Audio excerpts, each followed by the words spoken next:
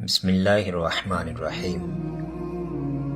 غزوہ حنین میں مسلمانوں کو فتح نصیب ہو گئی تھی اور نبی کریم صلی اللہ علیہ وآلہ وسلم اپنے اصحاب کے ساتھ ایک خیمے میں بیٹھ کر جنگی معاملات پر گفتگو فرما رہے تھے کہ اچانک ایک صحابی رسول خیمے میں داخل ہوا اور عرض کی، یا رسول اللہ صلی اللہ علیہ وآلہ وسلم، جنگی قیدیوں میں موجود ایک عورت آپ کی بہن ہونے کا دعویٰ کر رہی ہے، جو کہ نبی کریم صلی اللہ علیہ وآلہ وسلم کا نہ کوئی بھائی تھا اور نہ ہی بہن۔ اس لیے تمام صحابہ کرام حیران ہو گئے کہ یہ عورت کون ہے۔ رسول اللہ صلی اللہ علیہ وآلہ وسلم نے فرمایا، اس خاتون کو اندر لایا جائے۔ خاتون خیمے میں داخل ہوئی اور حضور نبی کریم صلی اللہ علیہ وآلہ وسلم کی جانب محبت بھری نظروں سے دیکھنے لگی۔ تاریخ میں اس عورت کے متعلق کیا لکھا ہے؟ تاریخ میں اس عورت کا نام کیا تھا؟ کیا نبی کریم صلی اللہ علیہ وآلہ وسلم کے والدین کی مزید اولادیں تھیں؟ ان تمام تجسس سوالات کے جوابات آج ہم اس ویڈیو میں جانیں گے۔ فتح مکہ تک جزیرہ عرب میں آباد تقریباً تمام قبیلے اسلام میں داخل ہو گئے تھے اور نبی کریم صلی اللہ علیہ وآلہ وسلم کی ہدایت قبول کر لی تھی، سوائے قبیلہ بنو حوازن اور قبیلہ بنو ثقیف کے۔ لہذا جب ان دو قبیلوں کے سرداروں کو یہ خبر ملی کہ حضور نبی کریم صلی اللہ علیہ وآلہ وسلم اور ان کے ساتھیوں نے مکہ بھی فتح کر لیا ہے اور اب عربوں کا سب سے بڑا قبیلہ قریش ان سے مکمل شکست کھا چکا ہے، تو قبیلہ حوازن اور ثقیف کے سرداران ایک مقام پر اپنی اپنی فوج لے کر جمع ہوئے اور نبی کریم صلی اللہ علیہ وآلہ وسلم کے اس مشن کو روکنے کی کوشش کی غرض سے جنگ کا آغاز کیا۔ یہ شوال 8 ہجری یعنی سال 630 عیسوی کا زمانہ تھا جب حضور نبی کریم صلی اللہ علیہ وآلہ وسلم کو اس کی خبر ہوئی تو آپ صلی اللہ علیہ وآلہ وسلم 10,000 صحابہ مکہ سے لے کر حوازن کی جنگ کے لیے روانہ ہوئے۔ نبی کریم صلی اللہ علیہ وآلہ وسلم خود اس جنگ کے رہنما تھے۔ اس جنگ میں مسلمانوں کو فتح نصیب ہوئی اور مشرکین کے 70 سے زائد سپاہی مارے گئے۔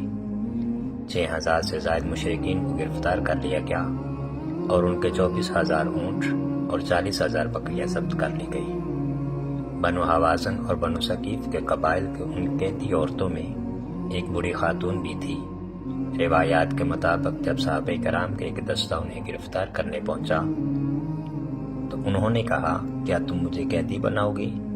میں تمہارے سپہ سالار اور اللہ کے نبی کی بہن ہوں۔ صحابہ کرام حیران رہ گئے۔ انہوں نے اس بوڑھی خاتون کو نبی کریم صلی اللہ علیہ وآلہ وسلم کی خدمت اقدس میں پیش کیا۔ جب یہ خاتون حضور نبی کریم صلی اللہ علیہ وآلہ وسلم کے سامنے آئی، آپ کی جانب محبت بھرے انداز میں دیکھنے لگی اور بولی، اے اللہ کے رسول، میں تمہاری بہن شیمہ بنت حارثہ ہوں۔ نبی کریم صلی اللہ علیہ وآلہ وسلم نے ماضی کی یادیں ٹٹولتے ہوئے فرمایا، ہاں، بنی سعد میں میری ایک بہن کا نام شیمہ تھا۔ اس پر وہ خاتون جلدی سے بولی، یا رسول اللہ صلی اللہ علیہ وآلہ وسلم، ایک مرتبہ جب ہم لوگ اماں حلیمہ سعدیہ کے گھر کھیل رہے تھے تو آپ نے میری پیٹھ پر کاٹ لیا تھا، جس کا نشان آج بھی موجود ہے۔ یہ جملہ سنتے ہی حضور نبی کریم صلی اللہ علیہ وآلہ وسلم کو اماں حلیمہ کے گھر گزرے بچپن کے واقعات یاد آ گئے۔ یہ وہی بہن شیمہ تھی جو آپ صلی اللہ علیہ وآلہ وسلم کو ہر وقت گود میں لیے پھرتی تھی۔ آپ کی سنائی ہوئی لوریاں، پیار و محبت کی باتیں حضور صلی اللہ علیہ وآلہ وسلم کے ذہن میں محفوظ تھی۔ حضور نبی کریم صلی اللہ علیہ وآلہ وسلم کو پرانی یادیں تازہ ہو گئی۔ دراصل مکہ کے کالے سنگلاخ پہاڑوں کے حکم میں مشرق کی جانب زرخیز باغات، سرسبز و شاداب پہاڑوں کے درمیان بہتے چشمے، لہلہاتی فصلیں اور حسین وادیاں تھیں جسے طائف کہتے تھے۔ یہاں قبیلہ بنو ثقیف اور بنو حوازن آباد تھے۔ یہ لوگ خالی عربی زبان بولتے تھے، جن کی زبان فصیح اور بالیغ تھی۔ لوگ اپنے بچوں کو ان قبائل کی عورتوں کے حوالے کر دیا کرتے تھے تاکہ رضاعت کے دنوں میں بچے کھلی آب و ہوا اور خالص ماحول میں پرورش پائیں اور خالص عربی زبان سیکھیں۔ لہٰذا حضور نبی کریم صلی اللہ علیہ وآلہ وسلم کو بھی پیدائش کے بعد دائی حلیمہ کے حوالے کر دیا گیا تھا، جو اسی علاقے کی خاتون تھی۔ حضور نبی کریم صلی اللہ علیہ وآلہ وسلم کا بچپن انہی خوشگوار وادیوں میں گزرا تھا۔ حضور نبی کریم صلی اللہ علیہ وآلہ وسلم نے اپنی رضاعت کے 5 سال بعد بنی سعد میں اماں حلیمہ سعدیہ کے گھر گزارے تھے۔ یہاں حضور علیہ الصلوۃ والسلام کی 4 بہن بھائی موجود تھے۔ یہ دائی حلیمہ کے اپنے بچے تھے، جن کے نام عبداللہ، انیہ، حذیکہ اور حذافہ تھے۔ تاریخ میں حذافہ شیمہ کے نام سے مشہور ہوئی۔ تاریخ ابن ہشام میں لکھا ہے کہ حضرت شیمہ بچپن میں حضور نبی کریم صلی اللہ علیہ وآلہ وسلم کو ہر وقت گود میں لیے رہتی تھی اور لوریاں دے کر سلاتی تھی۔ کا ترجمہ یوں ہے: اے ہمارے رب، ہمارے لیے محمد کو باقی رکھنا تاکہ میں انہیں سردار کے روم میں دیکھوں، اور اے اللہ، ان کے دشمنوں اور حاسدوں کو ذلیل و رسوا کرنا اور محمد کو دائمی عزت عطا فرما۔ حضور صلی اللہ علیہ وآلہ وسلم کو اپنی گود میں لے کر سمیٹتی اور پھر جھومتی اور پھر وہ لوری دیتی: اے ہمارے رب، میرے بھائی محمد کو سلامت رکھنا، آج یہ پالنے میں بچوں کا سردار ہے، کل وہ جوانوں کا بھی سردار ہوگا، اور پھر جھوم جاتی۔ شام کے وقت جب خواتین کھانے پکانے میں مصروف ہوتی تو بہنیں اپنے بھائیوں کو اٹھا کر باہر لے جاتی، اور ہر بہن کا خیال یہ ہوتا کہ میرے بھائی سے زمانے میں زیادہ خوبصورت کوئی نہیں۔ ایک کہتی میرے بھائی جیسا کوئی نہیں، دوسری کہتی میرے بھائی جیسا کوئی نہیں۔ اتنے میں سیدہ شیمہ اپنے بھائی حضرت محمد صلی اللہ علیہ وآلہ وسلم کو اٹھا کر لے آتی اور دور سے کہتی میرا بھائی بھی آ گیا، تو سب کے سر تعظیماً جھک جاتے۔ سیرت کی کتابوں میں درج ہے کہ حضرت شیمہ شدید گرمیوں کے ایک دوپہر حضور نبی کریم صلی اللہ علیہ وآلہ وسلم کو باہر لے گئی۔ اماں حلیمہ کو فکر لاحق ہوئی تو وہ انہیں تلاش کرنے باہر نکلی۔ دیکھتی ہیں کہ شیمہ آپ صلی اللہ علیہ وآلہ وسلم کو گود میں لیے یہ شعر پڑھ رہی ہیں: میرا وہ بھائی ہے جو میری ماں سے پیدا نہیں ہوئے، لیکن میں ان پر اپنے ماموں اور چاچوں فدا کرتی ہوں۔ اماں حلیمہ نے فرمایا: اے شیمہ، انہیں اتنی شدید گرمی لے کر کیوں آ گئی ہو؟ عرض کیا: اماں جان، انہیں گرمی نہیں لگ رہی، کیونکہ دھوپ سے حفاظت کے لیے ان پر ایک بادل سایہ کرتا ہے۔ جب یہ چلتے ہیں تو وہ بادل بھی چل پڑتا ہے، اور جب یہ رک جاتے ہیں تو بادل بھی رک جاتے ہیں۔ اسی طرح وقت تیزی سے گزرتا گیا، دن مہینوں میں اور مہینے سالوں میں بدل گئے۔ حضرت شیمہ جوان ہو گئی اور ان کی شادی بنو ثقیف میں کر دی گئی۔ 5 سالوں بعد حضور نبی کریم صلی اللہ علیہ وآلہ وسلم واپس مکہ تشریف لے گئی۔